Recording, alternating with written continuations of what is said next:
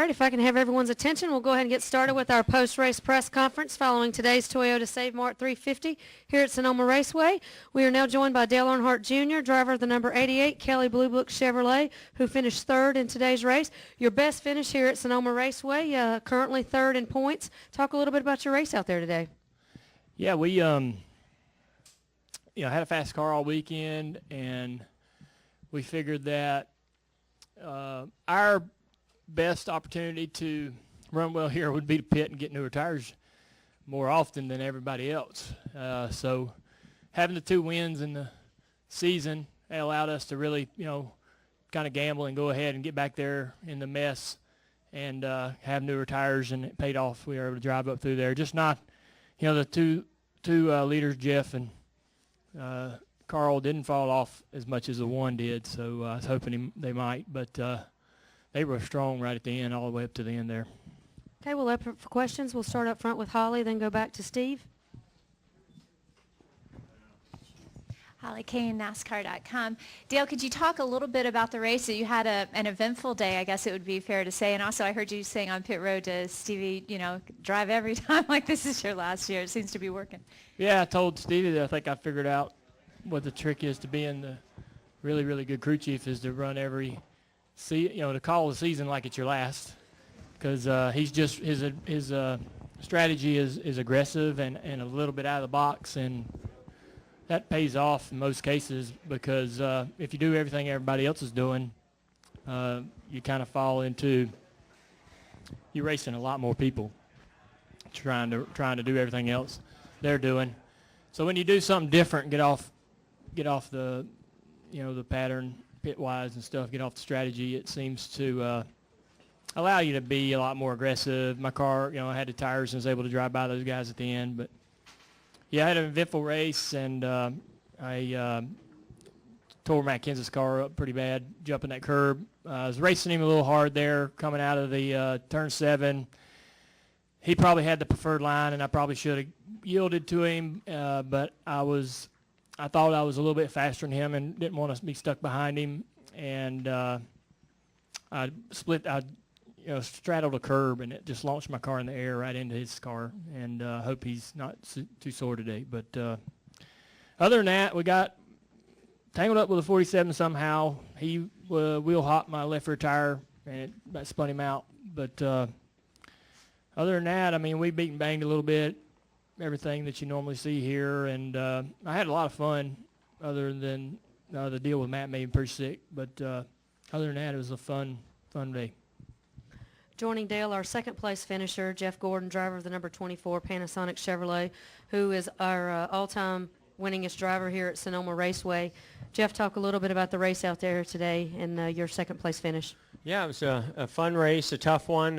Certainly tough for the guys making the calls in the garage or in the pits. Tire strategy and as well as us, on the track, because the cars just drove unbelievable on new tires, and you just felt like King Kong. You could just drive it so aggressively, and then 8 laps later it was where'd all the grip go, and you were on ice. So there was some tire management, which I love. I think that's really cool, to have that kind of a race and all the different strategies. And Carl, me, and Dale were all on different tires, as far as laps on them, and it made for a very interesting race. Gosh, I wish I could have had those last 5 or 6 laps to do over again. I started over driving it a little bit, trying to catch him and making a few mistakes. I made one in particular that really cost me. And I think if I just stayed smooth and stuck with it, it looked like his car really started falling off those last couple laps, and I might have had a shot at least putting more pressure on Carl to force him to make a mistake or maybe get a run inside of him. Our car was great today. I felt confident it was going to be in the race, and it was exciting to when they dropped the green that we did have a car like that. Okay, we'll take our question from Steve. Go ahead. Steve Richards of PRN. Dale, is the strategy now for the road courses to stay away from VIR and Road Atlanta? Yeah, I think even on Friday, practice was going so well. Steve said we weren't going to do anything preparing for Watkins Glen since we were so good, but or since it was going so well. We weren't the best car, but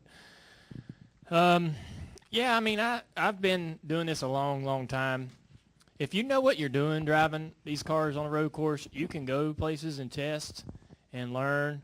But if you're not a great road course driver, if you're just kind of run-of-the-mill, going over there to Road Atlanta, you're just going to work your guts out for nothing. So we sort of relied on our teammates a little bit that tested, and all that helped the most, really leaning on Jeff and those guys and what everybody learned when they came out here.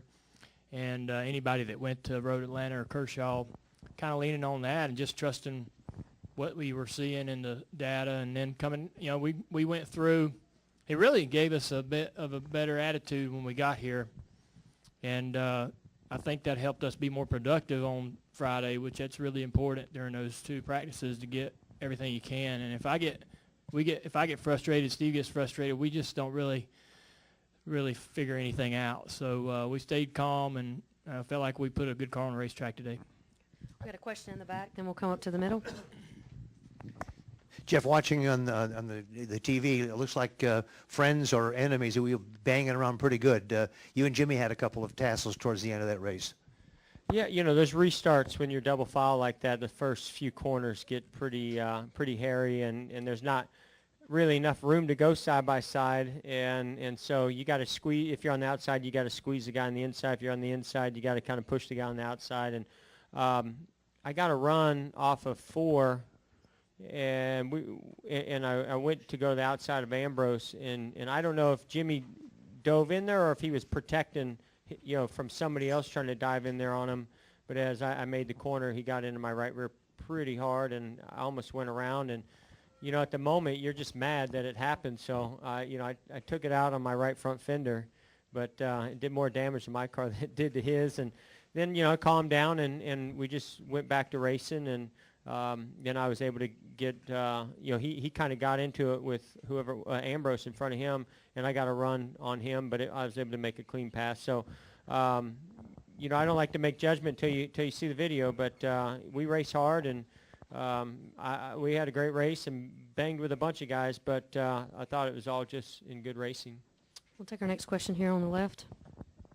Jeff, Phil Barber, Santa Rosa Press Democrat. It looked like that last lap, turn 11, you made it pretty close, got a little close to him. Did it feel like a possible pass, or was there just too much ground to make up at that point? I mean, that particular area, my car was really good. I could really get into turn 11. I was just trying to get him to overdrive the corner and get up off the bottom. There's such an advantage to hook around those tires that had he missed it, which he did about 2 laps before that, I thought that I might be able to make it interesting. But no, you know, he did lock up going in there, but he made the corner, and that was it. At that point, it's a desperate move. It's not one worth wrecking the guy on, because if you're racing the guy and you get a couple runs on him, he blocks you, and he blocks you here, and he blocks you there, and you're faster, then you might not give an inch. You might go in there and you might use the bumper. But, you know, I really had just caught him, and so that's why I wish I could have had those last 5 laps to do over again, because I think if I could have not made a couple mistakes, I would have been on him with more like 2 laps to go, and I think I would have had a shot. But, hey, that's the way it goes, and we finished second. We'll take one in the back, then we'll go upstairs and come back down. Curtis Pashelka, San Jose Mercury News. Dale, you mentioned the incident with the 47 here at 11. Is that just one of those things that happened and the hairpin as far as the contact there? Yeah, I thought I gave him enough room on the outside. He had a lot of wheel. We're coming out of that corner, and his right front poking out like that jumped the left rear of my car.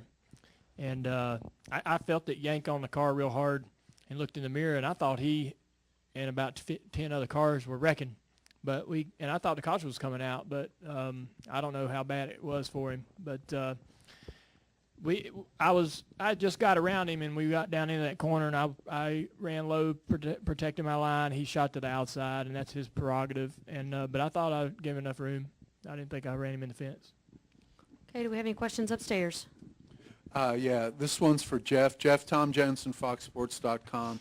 Is this, you know, we've been seeing you in here a lot lately. Is this the most optimistic maybe you've been about how you've been running in maybe the last 5-6 years? Absolutely. It's certainly the most consistent great cars that I've had going week in and week out to have cars that are capable of either winning or running up front. So we're, I'm very confident in what I'm getting behind the wheel of every weekend, and that just, is because all the hard work that's going on at Hendrick, and all the data and work that everybody behind the scenes is doing, as well as Alan and our engineers.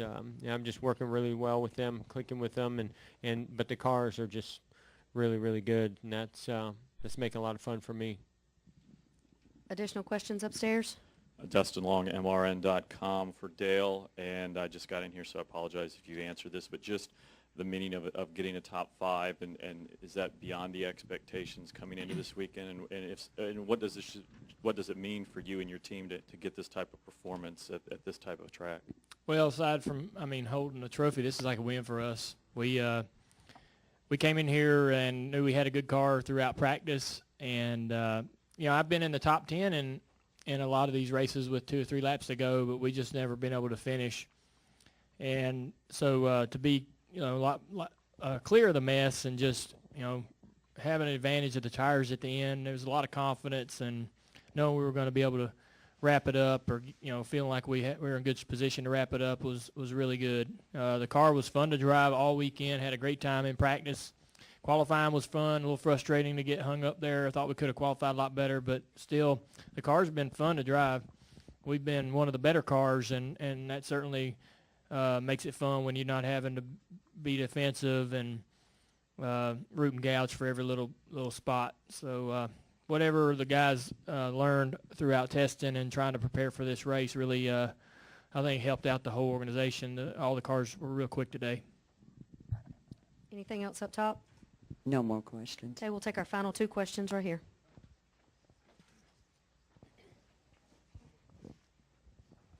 Donna Beth Weilenman, Benicia Herald. This is for both. The first question is for both of you. The tire testing here got rained out in March, and since tires were a big issue this race, I was wondering if you could tell me how you made up for that. Second question is for Jeff Gordon. It's about when you got a chance to test over at New Smyrna Beach. My husband used to race over there, so I was wondering what you learned at some of these short tracks. Well, I'll take the first one since Dale wasn't here during the tire test. It was just the 24 and 14 and a couple other guys. It only rained out the first day. The second day we actually pretty much got the full day, and so we were able to learn, something anyway. And we, even though we didn't actually test on the tire that they brought here, we tested on similar ones, and maybe the 14 tested on this exact one. But it was close to the one that I liked the most, that had good grip at the beginning, and it did fall off. We knew it was going to fall off, but it seemed like some of the other ones fell off just as much or more. So, I like this tire. I think it's not easy to drive at the end, which can be good and bad, but it's got a lot of grip at the beginning. So I think it switches up the pit strategy, where it's not always just about fuel mileage. We've been racing fuel mileage races out here for the last several years, and I think that it's nice that tires make a difference. So I like it. I wish we had tires like this more places. The New Smyrna.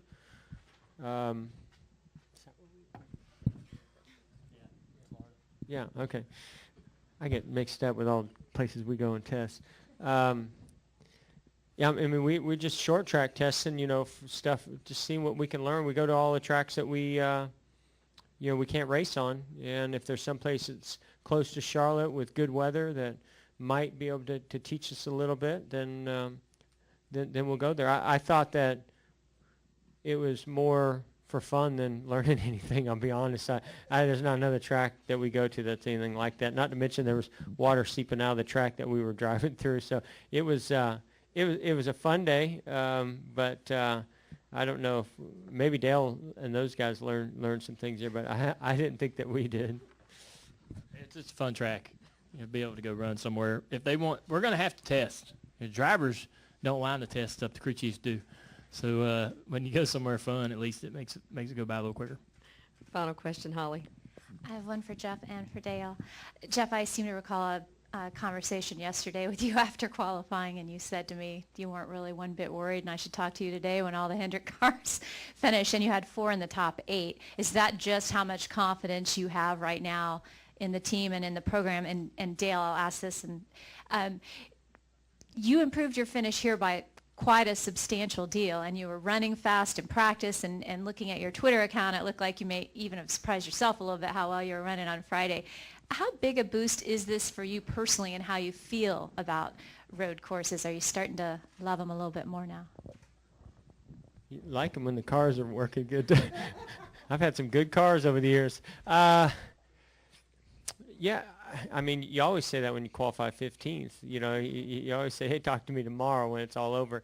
I mean, I had confidence that we were much better than that. And that was just based on how our car drove in practice. You know, and I think that's kind of what Dale's alluding to as well. Is you have a certain feel that you're looking for, and you look at the lap times, and I thought our lap times were competitive, and the car had a pretty good feel.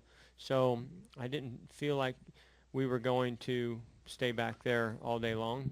And I was hoping that all the Hendrick cars would, you know, that didn't qualify good would come to the front, and I thought that they would. And that wasn't being like so confident just in everything. I mean, things are going well for us, but it was really just solely looking at the lap times and how my car felt. I really enjoy running at Watkins Glen, and I feel like that I understand what I need to do, not whether I do it every lap, but what I need to do to get around there and what I'm looking for in the car to be competitive. This is a real technical track where the corners are lined up one after the other, and if you make a mistake in turn 2, you really don't clean it up until turn 4. And so everything sort of has to line up, and the corners, you need to really put the corners together in succession, and that takes a certain mentality and a certain understanding of road course racing that guys like myself don't have, coming from the late models and oval tracks and stuff like that. So you have to go to school, you have to study, you have to listen to people, you have to run as many laps as you can at practices and tests and stuff like that early in your career to adapt and understand. So, you know, just certain guys have certain backgrounds. McMurray ran all those kart races, and I think that's paid off for him. He's very competitive at the road courses, especially this place.